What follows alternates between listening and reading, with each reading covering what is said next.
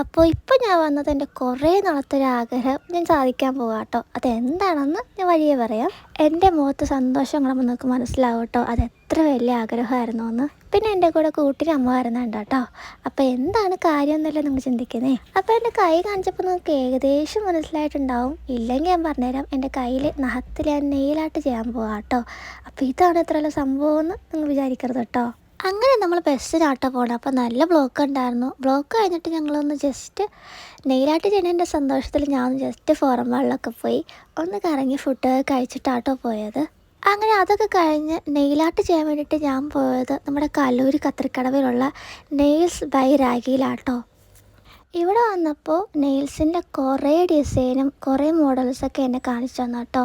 എനിക്കിത് കണ്ടപ്പോൾ ഭയങ്കരമായിട്ട് ഇഷ്ടപ്പെട്ടു.